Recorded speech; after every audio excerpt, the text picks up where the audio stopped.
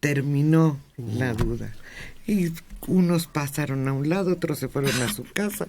El enroque estuvo importante y un montón de cambios en el gobierno finalmente, aunque los otros partidos dicen que no fueron buenos los cambios, que no van a dar cheques en blanco, que es el mismo gatopardismo de siempre. Total que a este gobierno nada le sale bien.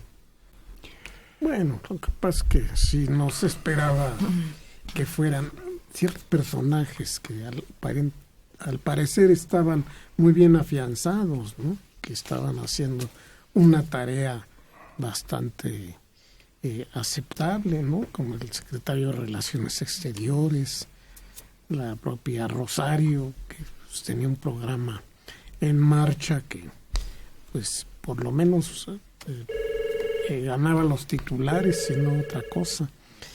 Y los quitan. En cambio, no sé, me da la impresión de que quienes son responsables de las partes más problemáticas de lo que está viviendo el país en estos momentos, pues los dejaron. Hacienda, cuestiones de producción, de la economía, todo eso. Energía, todo eso. Nos tocó. Decía Gustavo Díaz Ordaz que no se cambia de caballo a mitad del río. Pero obviamente gobiernos con una crisis tan difícil como la que ha tenido necesita cambiar. Ahora, como decía Mario, no vimos cambios sustanciales. Es decir, Rosario, como en Serpientes y Escaleras, Rosario Robles yo creo que pierde, o sea, es Serpientes, porque Cedesol era un escaparate mucho más importante para ella que lo que es ahora la Semarnat, ¿no? No, que no es la Semarnat, no, es lo que era reforma agraria. Exactamente, perdón. No es nada. O sea, realmente no tendría el peso específico que sí tenía Cedesol.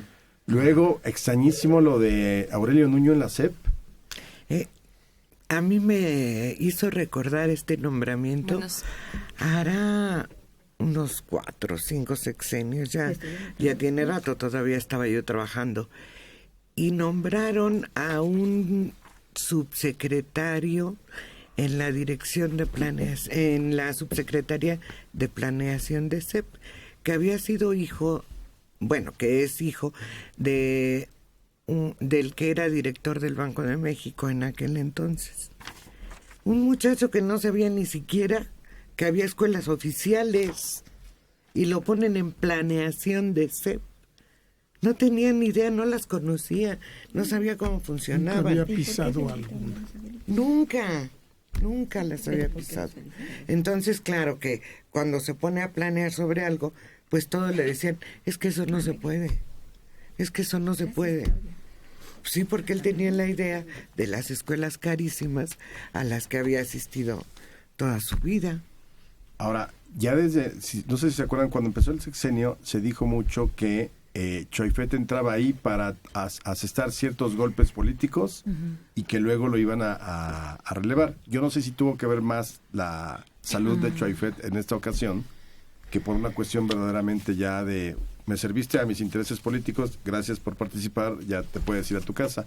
Porque fueron dos importantes. O sea, Choyfet fue el Bester, todo el asunto del Bester pasa por Choyfet desde luego, y me imagino por los arreglos que se dieron al interior de la Secretaría y el sindicato. Y el segundo es lo de la YEPO, todavía le tocó a él. O sea, fue quizá el último, la última jugada política de él. Pero por otro lado había la crítica gigantesca de Choyfet de que estaba paralizando a Conaculta porque él como que no tenía muy buena relación con el presidente de Conaculta, Rafael Tovar. Y entonces pues hubo muchos escandalitos y a final del año pasado de que no se pagaba a los proyectos que se habían contratado, es decir, una serie de obstáculos que parecía poner la Secretaría de Educación a Conaculta. Pero al final, si fueron esos dos golpes políticos para lo que estaba Choyfet, pues lo logró.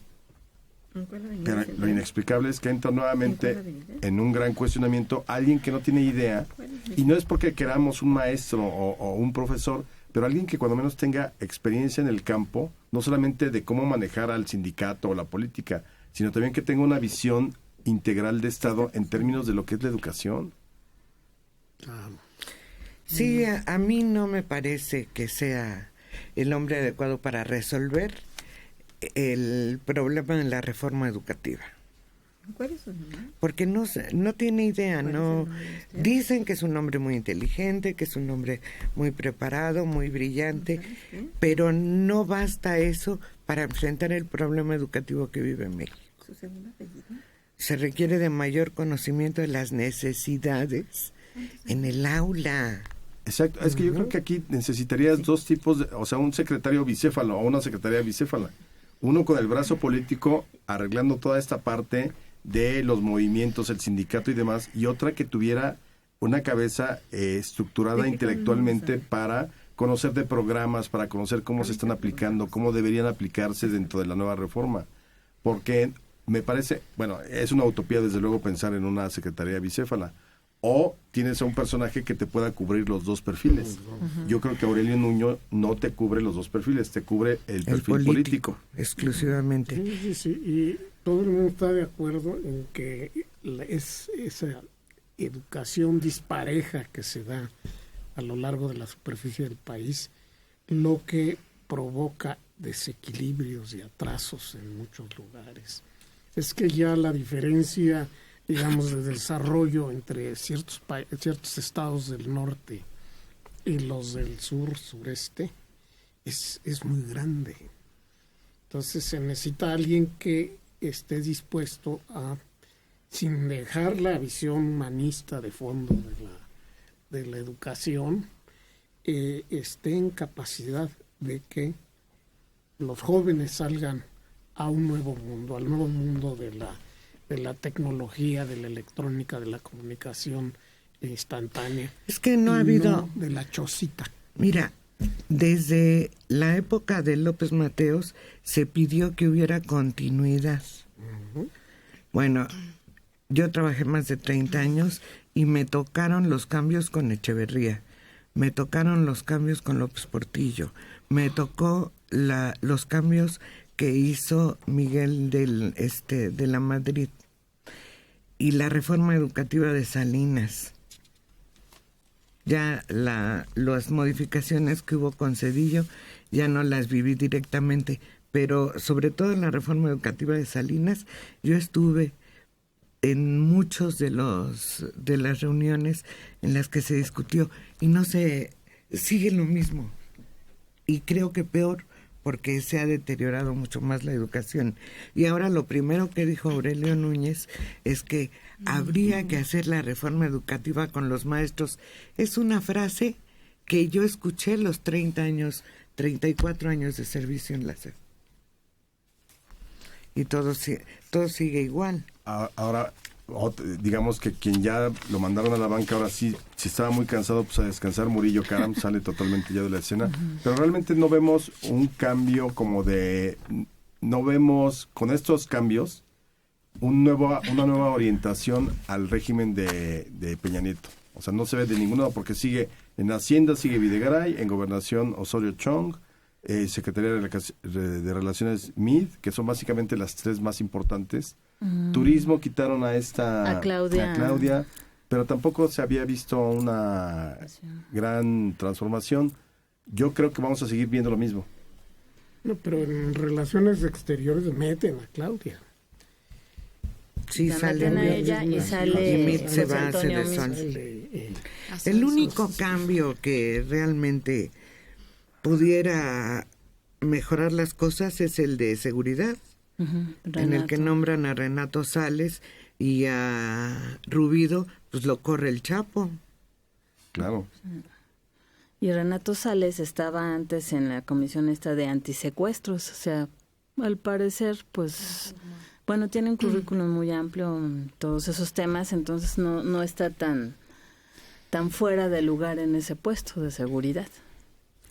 Bueno, pues en 6 meses podremos ver si se refrescó realmente. Ya pasó ese paso de oír el segundo zapato que cae. Ahora te voy a decir, independientemente de quien llegara, podía llegar Cristo, Buda, Mahoma, las secretarías distintas o los grandes pensadores de la historia universal, y está en el papel de la oposición criticar cualquier cosa. O sea, tampoco nunca vas a ver qué buen nombramiento, lo aceptamos, lo apoyaremos, no. O sea, y sobre todo como está la política actual y como viene de la transición, es como el revanchismo. Cualquier cosa que haga el gobierno, muy difícilmente la va a poder reconocer la oposición. Y entonces, pues están en su papel de, sí, no les vamos a dar un cheque en blanco, no vamos a aceptar tan fácilmente. Pero pues, resulta como muy normal la actitud de la oposición.